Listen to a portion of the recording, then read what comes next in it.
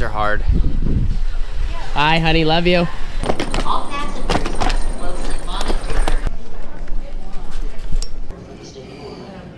Carrying firearms. All right, we are all set, getting ready to get through security. We're heading to Charlotte, North Carolina. My travel day has already been a little chaotic. We left, drove all night from Tallery. It's about 8 hours, almost 9 hours. Drove all the way home so I could catch a flight out of Medford. Super pumped about where I'm going in the Millbridge Speedway. The reason I say chaos, I was actually supposed to fly out of SAC. I forgot my passport, the whole real ID thing. I just, you know, wasn't thinking, didn't have the right, you know, identification basically to get through, didn't want to chance nothing, so I had to change some of my flights around, do everything, and get back home, get what I needed after a race weekend, and catch the flight I could to get to Charlotte late tonight so we could go race Monday through Wednesday. I am stoked about what I'm doing, just ready to get there.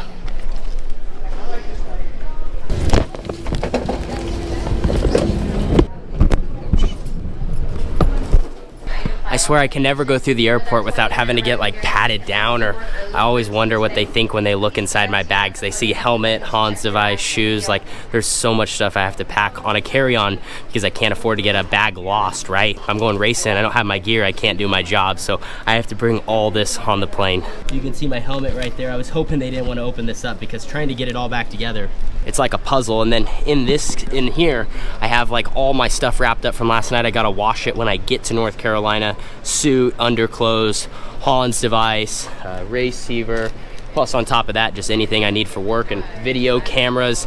Very limited. And that one bag that I checked was all t-shirts because I wanted to have a little merchandise for some of the kids there and do that side of things. So just a lot traveling all by myself. So we're having fun. We made it through. We got 10 minutes till we board. Very lucky to get to do the traveling that we do, whether it's the miles or whether it's on a plane. But I will say, I really just try to take it all in because, like I said, we are very lucky to get to do all the traveling. But the traveling for all the racing stuff sometimes is just the pain. Not like we're flying first class or private jets or nothing, just a crappy middle seat in the back of the plane on a way to what is the dream, flying to drive race cars. We are just leaving the little Medford International Airport. Beautiful day. Love Southern Oregon, really love Southern Oregon. It sucks that the racing's not a little bit better here, but they're working on it, so we're on our way, one step closer to Charlotte.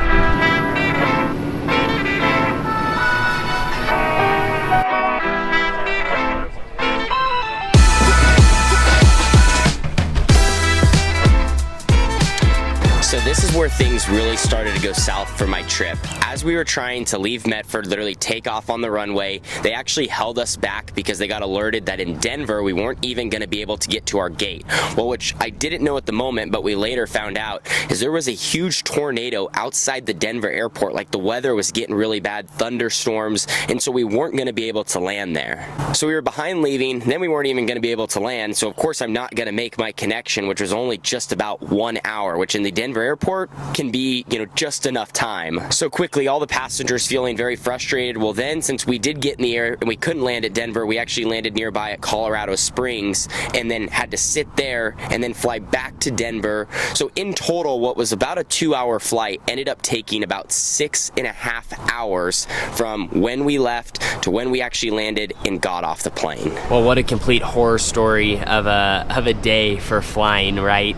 What are the chances of a tornado happening outside the Denver airport in this area? Like people literally getting stranded here from all around, planes backed up, and it just so happened the one plane I needed to get on actually stayed on time while a bunch others were on delay. So we just made it. We were on what was supposed to be about a 2-hour flight normally, easy, Medford to Denver. It's like the most common flight out of the area I live in, out of that small airport. We ended up sitting on that plane for almost 6 hours, but not gonna complain. There's a lot worse things in the world. Definitely frustrating, is what it is. I think I just got my flight rebooked, so I'm leaving out of here tonight. I'm obviously not gonna make it to Charlotte on this Sunday, on today, but I should be able to get there the next morning, so about, you know, another 10-ish hours later. So keep you guys updated. The other good news, our gate B49, if you've ever been to Denver or any of these big airports, sometimes you gotta go like multiple terminals.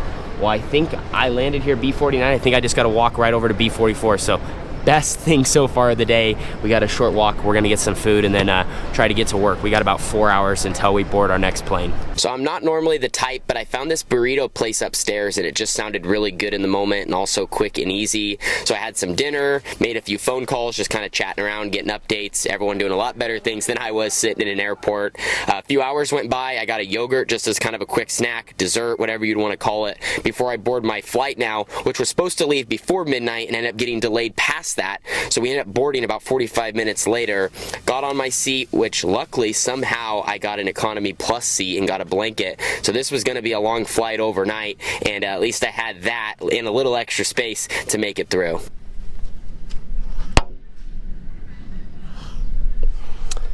All right, we just landed.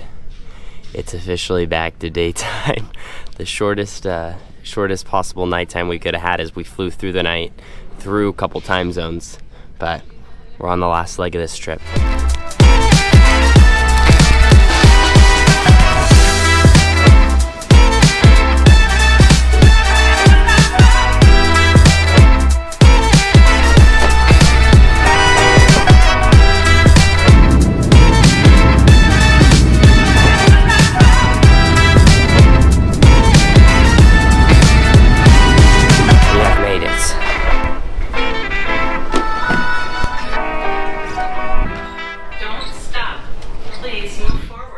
Would you look at that? Through all the chaos, through all the mayhem, my one checked bag still followed and made it here. I've landed in North Carolina. It feels so good to be on the ground and be on the ground for good and get out of an airport. I have a ride here right now. So time to start heading towards Mooresville and Millbridge Speedway, and we will be practicing later this evening. So all of our traveling, all the miles for this destination, Milbridge Speedway, one of the most famous outlaw kart micro racetracks in the United States. This place is really the center of dirt racing in the state of North Carolina. They race on Tuesdays and Wednesdays. They run micros. I believe they run some different types of karts. They run outlaw karts, and this is where they develop all the talent that, you know, kind of is coming through the sport on this side of the country. Of course, too, many NASCAR drivers are from here, so they come out and have fun on Tuesdays and Wednesdays while they're not, you know, fulfilling their NASCAR duties. Yeah, this place is nuts. We don't really have anything like it back home. Definitely not a bull ring for outlaw karts. A little bit bigger racetrack, a little bit more room, and super fast. It gets right on the boards. That's kind of what this place is known for. Very fast pace, on the gas. Got to keep your car straight, and if you want to be fast, you got to be up here. Typically. Now, sometimes the bottom can come in as well, and a little bit of a different material with this red clay. So haven't been here to race an outlaw kart, I believe probably 7 or 8 years. We used to come back every year, but then things kind of died off, and now they're trying to bring it back. So really exciting things for the sport here, and we're gonna get some practice laps this evening.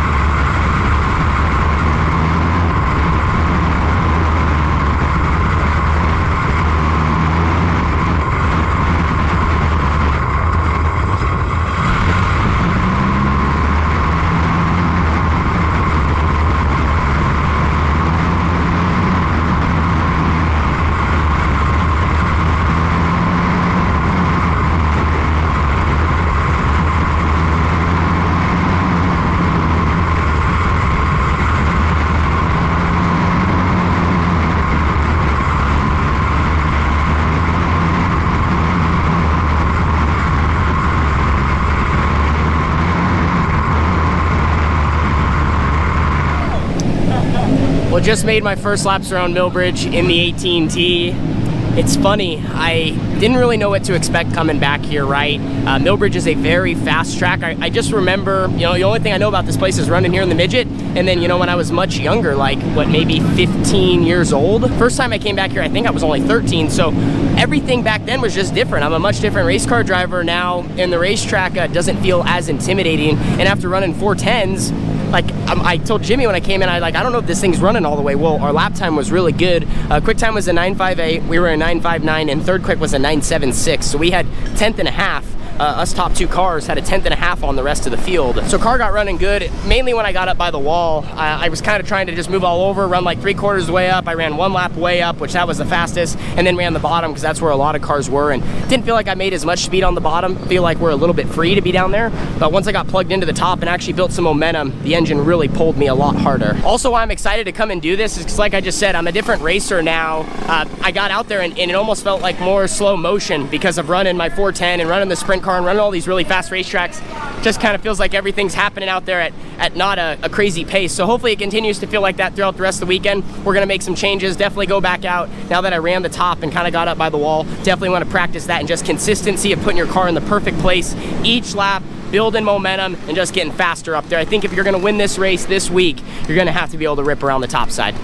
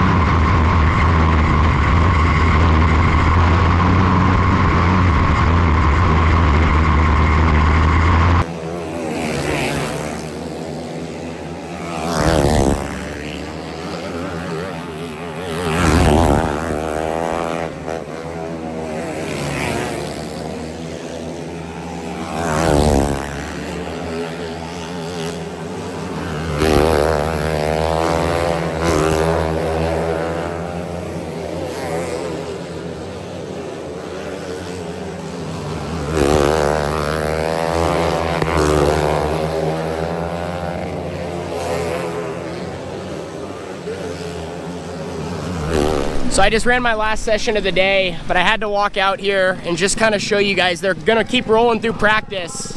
This is the line though, right here. You gotta enter on it, and you gotta enter on it down there. This place is nuts. It's like, it literally takes your breath away. And it's actually better being in the car, at least in my opinion, than watching. Because when you watch, you realize how fast it looks like you're going. It freaks you out. Luckily for me, I feel like getting to do all these sessions tonight, it just kept slowing down. It felt like routine and felt really, really good. By far the best I've ever been at Millbridge. Again, it's been so many years, but by far the best I've ever been in an Outlaw Kart, running against the fence by a mile. Like, I think Jimmy joked, he's like, that's probably the best you've been here at Millbridge by like half a second. That's a lot of time. So a great practice session. We were at the top of the charts, a 9.43 the last session, and then first and second we had another 2/10 over third on back. So there's gonna be more cars tomorrow, but really happy with our speed and feel like we really got the 18T, like we just got better every session. I got more comfortable. Really glad to be here in Millbridge. This place is fun. It's gonna be a little different. It's gonna be challenging. I hope the racing's good. Obviously when it's that fast around a cushion, it is gonna be maybe tough to pass. It's gonna be challenging, but we got a good package, and for me it's just gonna challenge me in different ways as a driver, which is gonna help me grow and be better. Even doing something like this in an Outlaw Kart helps you for a sprint car, helps you all around. You just gotta, I want my game as a race car driver to be the best that it can be. So an area where I've struggled is being fast against the cushion, so let's attack it, let's get better at it.